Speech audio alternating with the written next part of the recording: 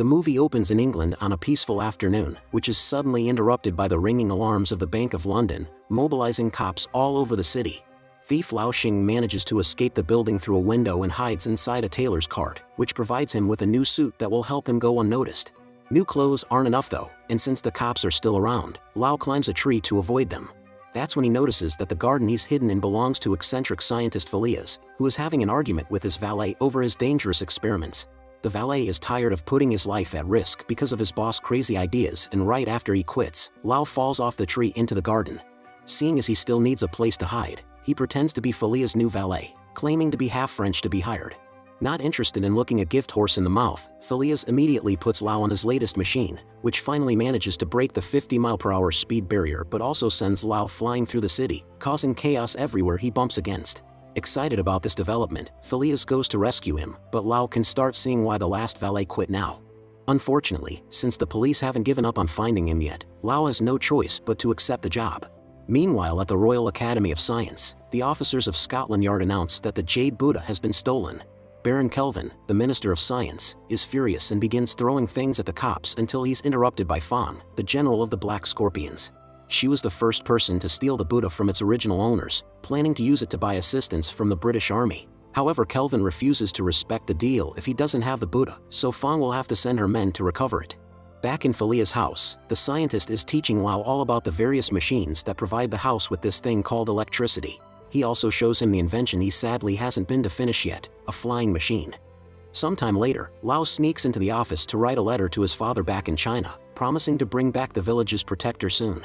Afterward, Lao's next chore is helping Phileas get into the Royal Academy while he wears his wheelie shoes. Phileas wants to present his machine that can break the speed barrier, but he's never taken seriously as a scientist, and Kelvin reminds him that everything worth knowing has already been discovered.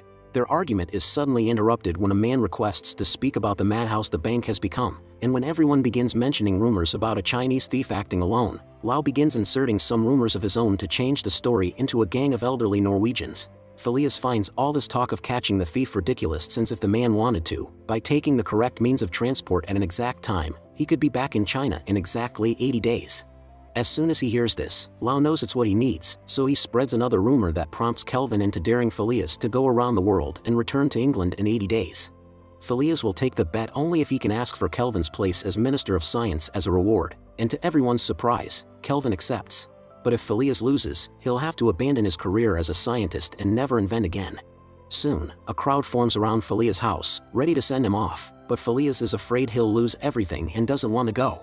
Lao reminds him to defend his beliefs and that he has his valet's help, inspiring Phileas to finally leave the house in order to start their adventure. On their way out in Phileas' weird car invention, they're stopped by corrupt Inspector Fix, who has been paid by Kelvin to arrest them with the excuse that their contraption violates the city's vehicle code. Phileas and Lao jump off the car, expecting to make Fix see reason, but the problem gets solved on its own when Fix grabs the car with too much force and makes it malfunction. The car drags Fix with it until it crashes, and Phileas and Lao take the chance to borrow the officer's own vehicle so they can catch their ship in time. All this is seen by Kelvin and Fang, who immediately make plans to send their people overseas. 2 days later, Lao and Phileas make it to Paris. Suddenly, Lao notices there are many black scorpions hiding among the people in the street, so he drags Phileas into an art fair by pretending is Edison's latest science demonstration. Phileas absolutely hates it as soon as they enter, but artist Monique manages to teach him the wonders of Impressionism by showing him a painting of a flying man. While Phileas and Monique bond over their analysis of Monique's sketches, the black scorpions find Lao and chase him into the floor above the fair, where Lao shows his amazing martial art skills by fighting them all at the same time, using any object found in the room for help. Even if Lao manages to win though, the danger is real, so he wastes no time going downstairs to warn Phileas. Seeing her new friend is in danger, Monique grabs her painting and guides the men through a secret passage, allowing them to escape safely. A moment later, they come out from a manhole in the middle of the street, where Monique asks Phileas to take her with them when he mentions compensation for her help. Before Phileas can consider the offer, Lao notices the black scorpions are still coming after them and proposes they make up for the lost time by taking an air balloon. The idea is well received and the group cuts in line to take over the balloon, which requires less weight aboard to fly properly. When Phileas throws out some of their extra bags, Lao panics because one of those has all their money and, most importantly, the Buddha, and it is now being taken by an old lady. Lao jumps off the balloon and takes the bag from the woman, which gets him bitten by the lady and seen by the black scorpions. After tossing the bag up to Phileas, Lau holds onto the balloon's rope while trying to fight off the black scorpions at the same time. This ends up with Lau being dragged through Paris and bumping in all kinds of buildings and objects until he gets stuck on a statue, only managing to escape by leaving his pants behind. Once Lau gets back in the balloon, Phileas informs Monique that she can't come with them. However, Monique doesn't give up and keeps on following them later when the men take the Orient Express train. After an argument over her refusal to leave them alone, Phileas leaves for another train car, and Monique takes the chance to tell Lau that she noticed those strange warriors are after him, which means he's lying. Finding himself cornered, Lau has no choice but to explain that the sacred Buddha had been stolen from his village, so now he's on a mission to take it back before Warlord Fong can take over his home. Monique accepts to keep his secret, but under one condition: Lau must help her convince Phileas that she should come along. When Phileas is brought back by the angry conductors that didn't want to hear scientific advice on how to improve the train, Lau lies again and tells him he's found out Monique is his cousin through the French side of his family. Phileas is still unsure though, thus Monique goes to see the conductors, and using her charms, she convinces them to follow Phileas' advice to make the train go faster. This grants them access to the first-class car as a reward, and Phileas finally accepts to keep her around. When Lau enters the kitchen to get some tea, he bumps into Fix, who immediately recognizes him. To protect the mission, Lau hits him a couple of times before tossing him off the train through the window. By day 10, the group makes it to Turkey. It's not their intention to stop in Istanbul, but Prince Happy sends his warriors to force them to come to his palace for dinner. Monique is very impressed by Happy's musical skills and marvelous art collection, which includes a statue of himself that Happy is very protective of. Getting irrationally jealous, Phileas accepts to stay to just keep an eye on them. While they have dinner in a huge tub, Happy confesses he wants to make Monique his seventh wife and won't take a no for an answer. With a plan in mind, Phileas and Lau pretend to leave the palace to give the lovebirds some time alone, only to stop by Happy's favorite statue and threaten to break it if he doesn't release Monique. Desperate, Happy keeps his guards back and allows Monique to go, but in his excitement, Phileas ends up breaking the statue anyway.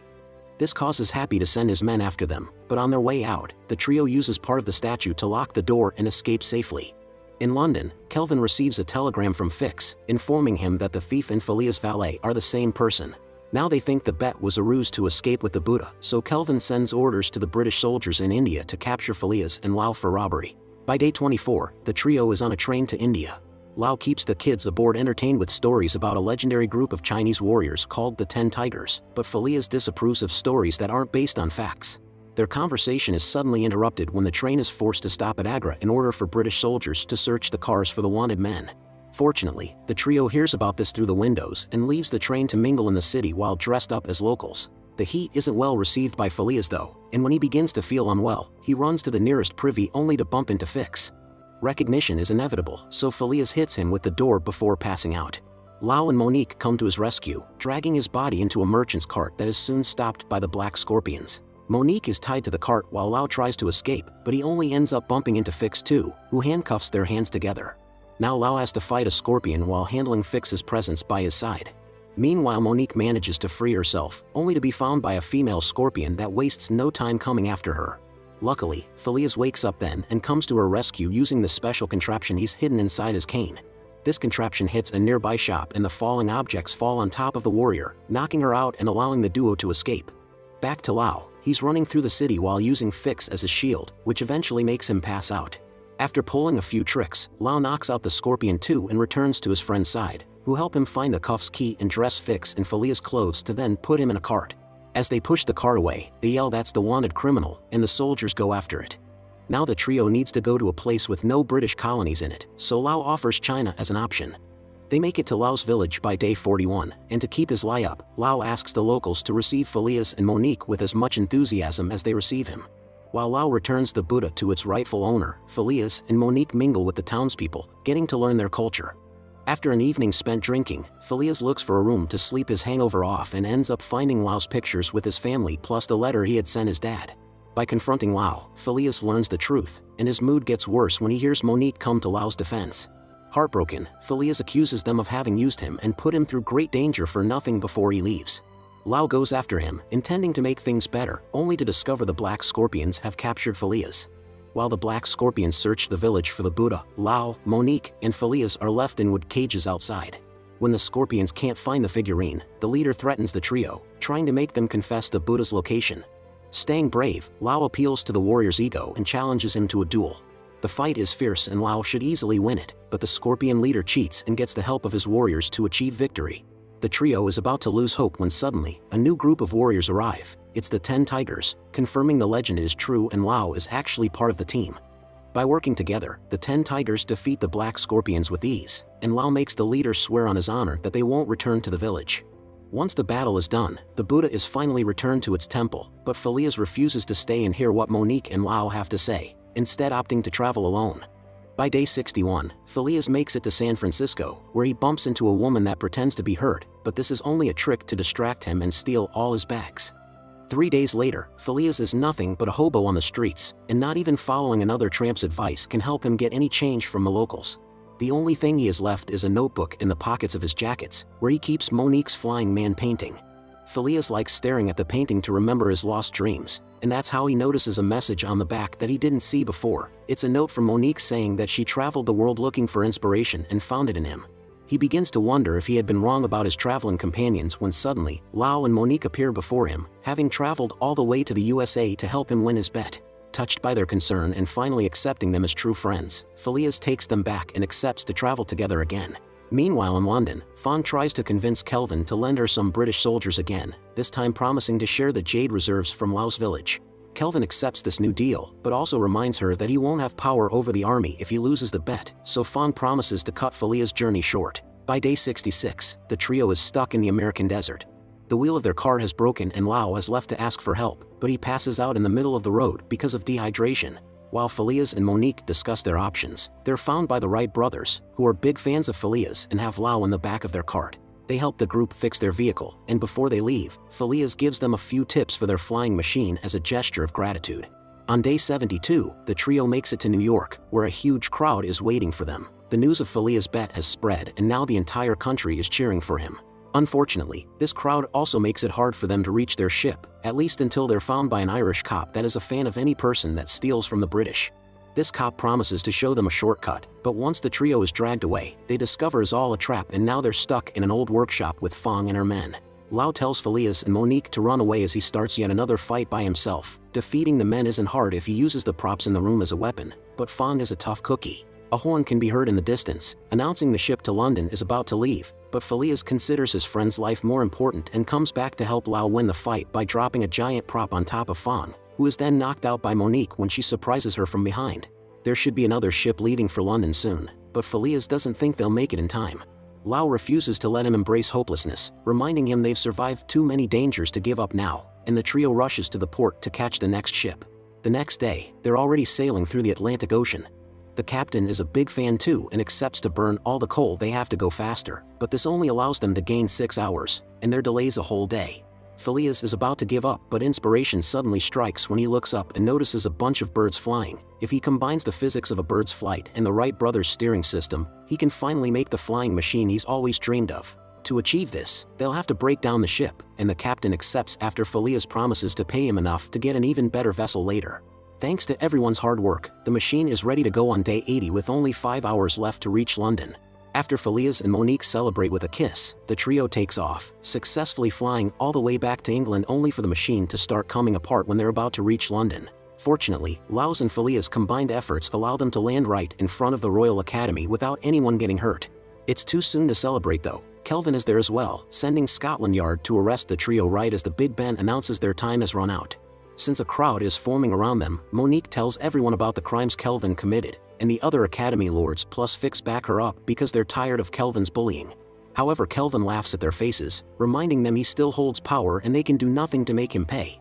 His gloating speech is suddenly interrupted by Queen Victoria, who immediately orders Scotland Yard to arrest Kelvin and confesses she had bet on Phileas' side. To help him, Victoria makes a very simple yet accurate observation. Phileas has been calculating his time according to other time zones, but here in England, he still has 24 hours left before the challenge is over. Bubbling with excitement, the trio runs up the stairs of the Royal Academy, where Phileas finally officially becomes the Minister of Science.